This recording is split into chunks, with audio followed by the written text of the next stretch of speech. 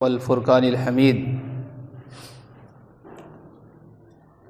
انما یرید اللہ لیذھب عنکم الرجس اہل البیت ویطہرکم تطہیرا۔ معزز سامعین، حاضرین، جمعہ میں تشریف لائے ہوئے تمام حضرات، آئیے کچھ عرض و معروض سے پیشتر کچھ سننے یا سنانے سے قبل تاجدار کائنات سرور دو جہاں صلی اللہ علیہ وسلم کی بارگاہ عالیہ طیبہ میں درود پاک کی ڈالیاں نچھاور کریں اور پڑھیں اللہم صلی علی سیدنا مولانا محمد بارک وسلم صلو علیہ وسلم وسلام علیکہ یا رسول اللہ صلی اللہ تعالی علیہ وسلم۔ معزز سامعین، یہ آپ کو بخوبی معلوم ہے کہ یہ رجب المرجب کا مہینہ ہمارے اور آپ کے درمیان رواں دواں ہے۔ اسی رجب کی 6 تاریخ کو عرس خواجہ غریب نواز منایا گیا، اور اسی مہینے کی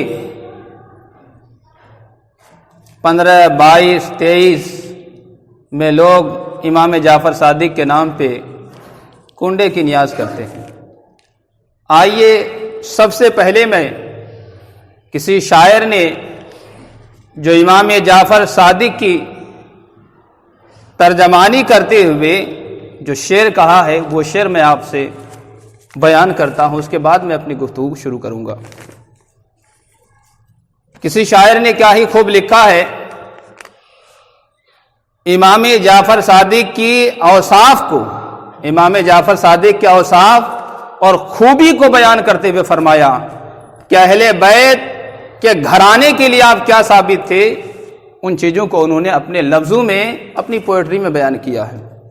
وہ لکھتے ہیں، شاعر نے لکھا ہے، خالق دو عالم کا، خالق دو عالم کا ایسا شاہکار امام صادق ہے، خالق دو عالم کا ایسا شاہکار امام صادق ہے، سرکار رسالت کا زندہ کردار امام صادق ہے، سرکار رسالت کا زندہ کردار امام صادق ہے۔ آگے شاعر نے لکھا ہے، اسلام کے ہر منصب کے لیے اقرار امام صادق ہے، اسلام کے ہر منصب کے لیے اقرار امام صادق ہے، اور کفر کے ہر مذہب کے لیے انکار امام صادق ہے، اور کفر کے ہر مذہب کے لیے انکار امام صادق ہے۔ آگے شاعر نے لکھا ہے، قدرت نے عطا کی ہے، قدرت نے عطا کی ہے ان کو پرواز، قدرت نے عطا کی ہے ان کو پرواز، نظر کی وہ طاقت، قدرت نے عطا کی ہے ان کو پرواز، نظر کی وہ طاقت، مذہب کی ہر ایک خدمت کے لیے تیار امام صادق ہے، مذہب کی ہر ایک خدمت کے لیے تیار امام صادق ہے۔ آخر میں شاعر نے لکھا ہے، گر دین خدا پر حملہ ہو، لکھا ہے گر دین خدا پر حملہ ہو، بن جاتے ہیں یہ مذہب کی سپر، گر دین خدا پر حملہ ہو بن جاتے ہیں یہ مذہب کی سپر، باطل جو اٹھائے سر اپنا تلوار امام صادق ہے، باطل جو اٹھائے سر اپنا تلوار امام صادق ہے۔ تو شاعر نے امام جعفر صادق کے اوصاف کو بیان کرتے ہوئے امام جعفر صادق اسلام کے لیے کس قدر ان کا ایک اسلام میں اہم رول تھا، انہوں نے جو کردار نبھایا، اس کردار کو نبھاتے ہوئے انہوں نے اپنی پوئٹری لکھا، جو یقیناً امام جعفر صادق کی عظمت کو ہمارے دل و دماغ میں کہیں نہ کہیں اجاگر کر رہا ہے۔ تو خطبہ مسنہ کے بعد جو ہم نے آیت کریمہ تلاوت کی، وہ آیت ہے، انما یرید اللہ لیذھب عنکم الرجس اہل البیت ویطہرکم تطہیرا۔ یہ آیت سورہ احزاب کی ہے، آیت نمبر 33۔ اس آیت کریمہ کے لینے کی جو وجہ ہوئی وہ یہ، چونکہ امام جعفر صادق کا گھرانہ اہل بیت رضوان اللہ علیہم اجمعین سے ہے، اس لیے ہم نے اس آیت کو اٹھایا۔ بہرکیف آج جو ہمیں باتیں کرنی ہے وہ اس پہ کہ امام جعفر صادق جن کی پیدائش 17 ربیع الاول اور وصال آپ کا 25 شوال المکرم کو ہوتا ہے، یعنی عید الفطر کے مہینے کو۔ ایسے دیکھا جائے تو 702 اور 765 میں آپ کا کیا ہوتا ہے؟ وصال ہوتا ہے۔ تو امام جعفر صادق یا اہل بیت اطہار کے بزرگ اور شیعہ میں جو اثنا عشرہ ہیں ان کے یہ چھٹے امام ہیں۔ فقہ جعفری انہی کی طرف منسوب ہے۔ فقہ جعفری جس طرح سے فقہ امام اعظم کے ہم لوگ ماننے والے ہیں، تو فقہ جعفری حضرت امام جعفر صادق کی طرف منسوب ہے۔ آپ کا اصل نام ہے جعفر، کنیت ابو عبداللہ، لقب ہے آپ کا صادق۔ یہ امام جعفر صادق کون ہے اسے سمجھنے کی کوشش کریں۔ امام جعفر صادق یہ امام باقر کے بیٹے، امام زین العابدین کے پوتے اور حضرت امام حسین علیہ السلام کے پر پوتے ہیں۔ آپ کی والدہ ام فروا ہے۔ یہ ام فروا محمد بن ابو بکر کی پوتی، یعنی آپ کے والد قاسم بن محمد بن ابو بکر، جو مدینے کے 7 فقہا میں سے ایک ہے، مدینے کی فقیہ میں سے ایک فقیہ ہے۔ اسی لیے حضرت امام جعفر صادق فرماتے ہیں کہ میری پیدائش 2 مرتبہ ہوا، میری پیدائش 2 مرتبہ ہوا۔ وہ کیسے 2 مرتبہ ہوا؟ فرماتے ہیں کہ ولدنی ابو بکر مرتین، میری پیدائش حضرت ابو بکر سے 2 مرتبہ ہوا، یعنی 2 نسبت جو ہے حضرت امام جعفر صادق کی طرف پائی جاتی ہے، جو حضرت ابو بکر صدیق رضی اللہ تعالیٰ عنہ کی طرف منسوب ہے۔ بہرکیف مجدد الفسانی فرماتے ہیں کہ امام جعفر صادق کا نسب سوری مانوی ہر اعتبار سے آپ کی طرف منسوب ہے۔ اسی لیے علم باطن میں جو آپ کا انتساب کیا جاتا ہے وہ آپ کے نانا قاسم بن محمد بن ابو بکر کی طرف پہنچتا ہے۔ حضرت امام جعفر صادق وہ ہیں جنہیں تابعین ہونے کا بھی شرف حاصل ہے۔ تابعین سمجھ رہے آپ حضرات؟ تابعین کہتے ہیں جو صحابی کا زمانہ پائے، اور صحابی کہتے ہیں جو رسول کا زمانہ پائے، جس نے رسول کو دیکھا ہو اسے صحابی کہتے ہیں، اور جس نے صحابی کو دیکھا اسے تابعی کہتے ہیں۔ تو امام جعفر صادق کو تابعین ہونے کا شرف حاصل ہے، چونکہ بچپن میں حضرت سہل بن سعد وغیرہ اور دیگر صحابہ کرام کی افراد سے آپ کی ملاقات ثابت ہے، آپ نے ملاقات کی ہے۔ تو آپ تابعین ہے، جلیل القدر تابعی ہے، تابعین ہونے کا بھی آپ کو شرف حاصل ہے۔ اس کے ساتھ ساتھ آپ کے جو اکابر امت میں امام اعظم اور امام مالک ہشام بن ملک، یہ حضرات آپ کے شاگرد ہیں اور آپ ان کے استاد ہیں۔ تو یہی امام جعفر صادق ہے جن کے نام پہ ہم اور آپ کنڈے کی نیاز کرتے ہیں۔ تو امام جعفر صادق کے نام پہ جو کنڈے کی نیاز کرتے ہیں، تو مین پوائنٹ یہ ہے کہ جب ان کی ولادت یعنی جب ان کا برتھ ڈے ہوتا ہے 17 ربیع الاول اور وصال ہوتا ہے آپ کا 25 شوال کو، تو پھر ہم منا رہے ہیں رجب کو۔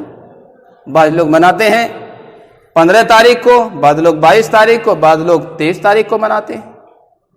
تو یہ ایک عمل ہے جو امام جعفر صادق کی طرف منسوب کی جاتی ہے، یہ ایک کار ثواب ہے، یہ ایک بہتر کام ہے جو لوگ منا رہے ہیں منانے دیا جائے وہ منائیں، کار ثواب ہے۔ چونکہ اہل بیت رضوان اللہ علیہم اجمعین کی محبت میں اہل بیت کے اولاد کی طرف منسوب کرتے ہوئے جو کنڈے کی نیاز کر رہے ہیں بلا شبہ درست ہے، یہ ایک بہتر چیز ہے، لیکن اسے یہی واجب قرار دیا جائے کہ نہیں اسی تاریخ کو ہونا چاہیے، اسی تاریخ کو ہونا چاہیے، اسی تاریخ کو ہونا چاہیے، یہ چیز غلط ہے۔ مین جو میرا پوائنٹ ہے وہ یہی ہے کہ آپ کا جو وصال ہے وہ کتنے 25 شوال کو ہے، اور آپ کی جو ولادت ہوئی یعنی پیدائش وہ ہے 17 ربیع الاول، یعنی 702 میں آپ کی پیدائش اور 775 میں آپ کا وصال ہوتا ہے۔ تو جہاں پہ جس طرح سے معمولات ہیں، جالسور کے جو معمولات ہیں جو ہم نے دیکھا ہے، کچھ لوگ 15 کو مناتے ہیں، کچھ لوگ 22 کو مناتے ہیں، تو منائے، اس میں کوئی پریشانی نہیں ہے، لیکن اگر ایک لمٹ میں رکھ دے کہ یہیں پہ ہونا چاہیے، 15 کو ہونا چاہیے، 22 کو ہونا چاہیے، 23 کو ہونا چاہیے، یہ چیز صحیح نہیں ہے۔ جو جس دن کرنا چاہے کریں، کنڈے کی نیاز جو امام جعفر صادق کی طرف منسوب کرتے ہیں بلا شبہ کریں، لیکن اسے کسی دن کے ساتھ متعین نہ کریں۔ اگر دن کے ساتھ آپ متعین کریں گے تو آپ کو تو ربیع الاول میں منانا چاہیے، یا شوال کے 25 تاریخ کو آپ کو یہ کرنا چاہیے، منانا چاہیے۔ دوسری چیز امام جعفر صادق فرماتے ہیں، امام جعفر صادق کے جو روایت کرتے ہیں وہ فرماتے ہیں، امام جعفر صادق نے فرمایا کہ اللہ تبارک و تعالی نے، دوسری چیز میں یہ بیان کر دوں کہ حضرت امام جعفر صادق، پہلی بات تو یہ کہ آپ کو تابعین ہونے کا شرف حاصل ہے، اور یہ آپ کی والدہ جو ام فروا ہے، یہ حضرت ابو بکر کے پرپوتی اور پرنواسی دونوں جو ہے رشتے میں ہے۔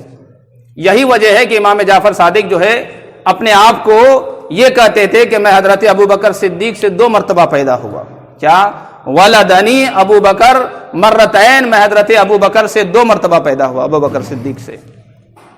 تو بتانا مقصد یہ ہے کہ آپ کا جو نسب ہے، آپ کا جو نانا قاسم بن محمد بن ابو بکر تک آپ کا جو ہے یہ نسبی سلسلہ پہنچتا ہے، کیا آپ 2 اعتبار سے حضرت ابو بکر صدیق سے آپ کا تعلق ہے۔ ایک بات میں یہ بتانا بھول گیا تھا۔ اب دوسری بات یہ، امام جعفر صادق رضی اللہ عنہ کے حوالے سے امام جعفر صادق رضی اللہ تعالی عنہ فرماتے ہیں کہ اسی لیے آدمی کو چاہیے کہ آدمی اس وقت تک، چونکہ آپ کو 2 نسبت سے حضرت ابو بکر صدیق سے شرف جو حاصل ہوا ہے، تو آپ نے ہی خود فرمایا، یعنی 2 اعتبار سے آپ کو 2 شرف حاصل ہے، تو آپ ہی کے فرمان ہے۔ آپ نے فرمایا کہ آدمی کامل نہیں ہو سکتے ہیں جب تک کہ 3 چیزوں کو اپنی زندگی میں نہ اپنا لے۔ وہ 3 چیزیں کیا ہیں؟ آپ نے فرمایا سب سے پہلی بات یہ کہ کوئی بھی عمل کیا جائے اسے معمولی نہ سمجھے، چھوٹا عمل نہ سمجھے، یہ نہ سمجھے کہ یہ عمل چھوٹا ہے، اس عمل کی حقیقت کیا ہے، یا یہ کہ کوئی بھی عمل کرے، بلکہ بات یہ ہے کہ کوئی بھی عمل آپ کرے اسے چھوٹا جانیں۔ اگر چھوٹا نہیں جانیں گے تو یہ شیطان آپ کے ساتھ، ہمارے ساتھ، سب کے ساتھ جو یہ شیطان سوار ہے، وسوسہ ڈالے گا کہ تم نے بڑا عمل کر لیا۔ تو فرمایا کوئی بھی عمل کرے اسے حقیر جانے، اسے چھوٹا جانے۔ کیوں چھوٹا جانے؟ تاکہ ہمارے اور آپ کے اندر کبر نہ داخل ہو جائے، ہمارے اور آپ کے سینے میں کہیں شیطانی وسوسے داخل نہ ہو جائے، اس لیے ہر عمل کو چھوٹا مانا جائے۔ دوسرا آپ نے جو فرمایا وہ یہ کہ جو بھی عمل کیا جائے اس عمل کو چھپایا جائے۔ چھپانے کا مطلب کیا ہے؟ چھپانے کا مطلب یہ ہے جو عمل کرے اللہ کے لیے کرے، دنیا والے کو نہ دکھایا جائے، اس لیے کہ یہاں پہ شائبہ ہے، ہو سکتا ہے کہ شیطان ہمیں ریاکاری میں مبتلا کر کے جہنم میں نہ ڈال دے۔ تو ہمیں چاہیے کہ جو عمل کرے اس عمل کو ہم کیا کریں؟ چھپائیں۔ تیسرا جو آپ نے فارمولہ دیا وہ یہ کہ نیک عمل میں، عمل صالح میں امور خیر میں آدمی جلدی کرے، کسی طرح کی کوئی کاہلی نہ کرے۔ تو جب انسان ان تین چیزوں کو اپنی زندگی میں اپنائے گا تو وہ انسان تب کامل ہو سکتے ہیں۔ اگر یہ ان تین چیزوں سے وہ آدمی خالی ہے تو کبھی بھی وہ آدمی کامل نہیں ہو سکتے ہیں، کبھی بھی وہ آدمی پورے طور سے صحیح مومن نہیں ہو سکتے ہیں۔ تو آپ کی یہ تین فرمان ہے۔ تین فرمان کیا ہے؟ کہ سب سے پہلے کہ اپنے عمل کو چھوٹا جانیں، دوسرا آپ نے فرمایا جو عمل کیا جائے اسے چھپائیں لوگوں کے نظر سے، تیسرا فرمایا امور خیر جو اللہ نے آج ہمیں آپ کو زندگی عطا کی ہے، یہ زندگی اللہ رب العزت کی دی ہوئی ایک عظیم تحفہ ہے، اس تحفے کے قدر کیا جائے، قدر کی جائے، اور قدر کرنے کے ساتھ ساتھ اس دنیا و آخرت کے لیے تیاری کیا جائے۔ تو یہ تین آپ کے فرمودات ہیں۔ دوسری چیز یہ، حضرت امام جعفر صادق فرماتے ہیں کہ اللہ تبارک و تعالی نے حضرت عیسیٰ علیہ السلام کی طرف وحی فرمائی۔ کیا فرمائی؟ حضرت عیسیٰ علیہ السلام کی طرف وحی فرمائی۔ تو حضرت عیسیٰ علیہ السلام نے اللہ کی بارگاہ میں عرض کیا، مولا میں تیری بارگاہ میں کیا پیش کروں، تیری بارگاہ میں کیا چیز مقدس ہے مولا، تیری بارگاہ میں کیا چیز پیش کیا جائے کہ آپ خوش ہو، مولا تو خوش ہو۔ اللہ تبارک و تعالی نے فرمایا، اللہ تبارک و تعالی نے فرمایا یا عیسیٰ ہب لی من عینک الدموع ومن قلبک الخشوع، اے عیسیٰ میں تمہارے آنکھ کی آنسوؤں کو چاہتا ہوں، یعنی یہ آنکھ کے جو آنسو ہے، یہ آنکھ کے جو آنسو ہے، اللہ تبارک و تعالیٰ کو کسی ہدیہ کسی گفٹ کی ضرورت نہیں ہے۔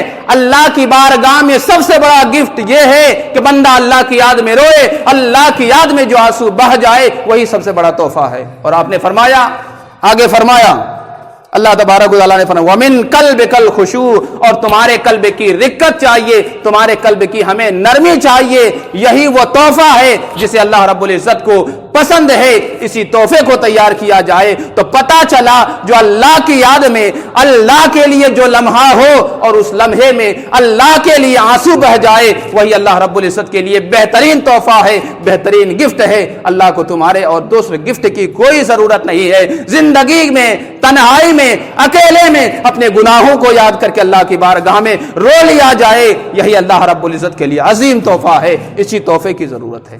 پھر آگے فرمایا، حضرت امام جعفر صادق روایت کرتے ہیں کہ اللہ تبارک و تعالی نے حضرت موسیٰ علیہ السلام پہ جب تورات اتاری، تورات اتارنے کے بعد اللہ رب العزت نے حضرت موسیٰ علیہ السلام سے فرمایا، اے موسیٰ اسمعی لذارک التورات بصوت خاشعین حزین۔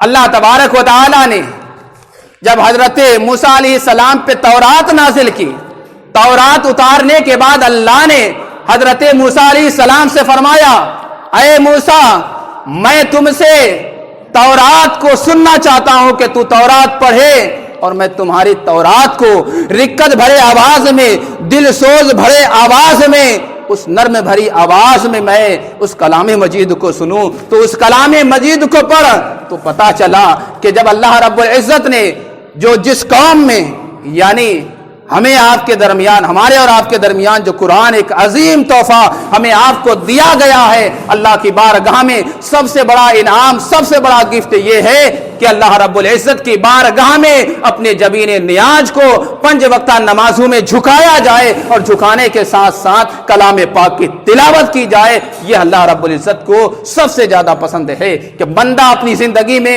ان چیزوں کے مطابق عمل کرے اور اسی کے مطابق اپنی زندگی کو ڈھالے تو بندہ کامیاب ہے۔ تو اللہ کو اگر ضرورت ہے تو کس چیز کی ضرورت ہے؟ کہ بندہ میری یاد میں، میری فکر میں، میرے ڈر سے آنسو بہا لے، یہی میرے بندے کے لیے جانب سے میرے لیے عظیم تحفہ ہے، میرے لیے بڑا گفٹ ہے۔ اور بندہ، جس بندے کے دل میں نرمی آ جائے، جس بندے کے دل میں نرمی آ جائے، نرمی آنے کا مطلب یہ ہے کہ وہ دل اللہ اس کے رسول کی یاد سے آباد ہو جائے، اس دل میں نرمی ہو تو اللہ کے لیے ہو۔ تو اللہ رب العزت کو ایسے دل کی ضرورت ہے، یہی دل اور یہی رونا دھونا اللہ کی یاد میں گر گرا کر کے اللہ کی بارگاہ میں معافی مانگنا، اپنے گناہوں کی شرمندگی کرتے ہوئے مولا کی بارگاہ میں جھک جانا اللہ رب العزت کے لیے بڑا تحفہ ہے۔ دوسرا جو فرمایا وہ یہ کہ بندہ اسی سے اندازہ لگائے کہ جب اللہ نے اپنے نبی سے فرمایا اے موسیٰ تو تورات کی تلاوت کر، جو ہم نے تمہیں ایک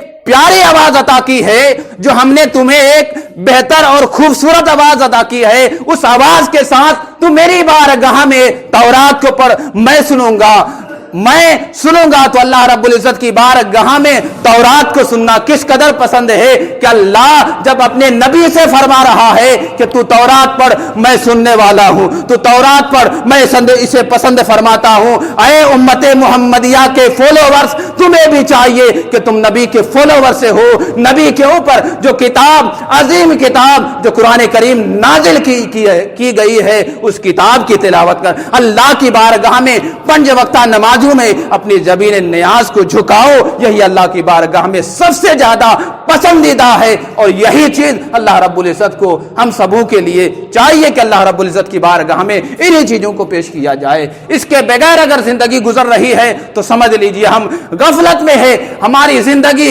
غفلت میں ہے، ہم اپنے نسلوں کے ساتھ دھوکہ کر رہے ہیں، اپنے اولادوں کے ساتھ دھوکہ کر رہے ہیں، اپنی نیو جنریشن کے ساتھ دھوکہ کر رہے ہیں، خود مصطفیٰ کی غلامی کا جو ہم پٹا لگائے ہوئے ہیں ان کے ساتھ بھی دھوکہ کر رہے ہیں، خود رب تبارک و تعالیٰ سے دھوکہ کر رہے ہیں۔ اسی لیے کہ اللہ نے جو ہمیں آپ کو سب کو پیدا کیا ہے، ہمارا حق یہ ہے کہ اللہ کے لیے آنسو بہائے، جیے تو اللہ کے لیے جیے، اللہ تبارک و تعالیٰ کے لیے ہر عمل کرے تو اللہ کے لیے کرے۔ جب تک کہ ہمارا کوئی عمل اللہ کے لیے نہ ہو، بس صرف یوں ہی غفلت میں گزر جائے، تو سمجھ لے کہ ہم اپنی نسلوں کے ساتھ بھی دھوکہ کر رہے ہیں، اپنے آپ میں بھی دھوکہ کر رہے ہیں، مصطفیٰ کے ساتھ بھی دھوکہ کر رہے ہیں، اللہ رب العزت کے ساتھ بھی دھوکہ کر رہے ہیں۔ اس دل میں کون سی غفلت آ گئی کہ ہمارے دل پتھر ہو گئے، مولا کی یاد سے ہم اور آپ پھر گئے۔ ہمیں مولا کی یاد کی ضرورت ہے کہ مولا کی یاد سے ہمارا دل شرمسار ہو جائے، مولا کی یاد میں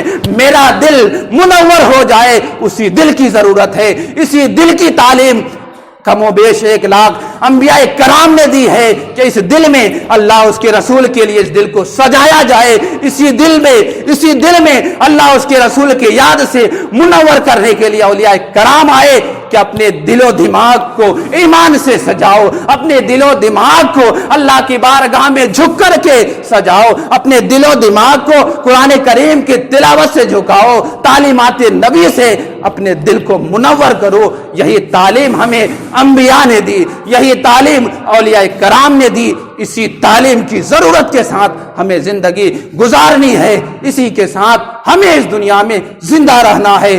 زندگی گزرے تو اللہ کی یاد میں گزرے، زندگی کا ہر پل، ہر لمحہ مولا کی یاد سے گزرے۔ اس سے خالی ہو تو ہماری زندگی یہ بیکار کی زندگی ہے، جو زندگی مولا کی غفلت سے گزرے۔ اللہ کی بارگاہ میں دعا ہے مولا ہم سبوں کو بزرگان دین کے صحیح راستے پہ چلتے ہوئے صحیح عمل کے ساتھ خلوص للہ کے ساتھ زندگی گزارنے کی توفیق عطا فرمائے۔ آمین آمین بجاہ سید المرسلین۔ السلام علیکم ورحمۃ اللہ وتعالی وبرکاتہ۔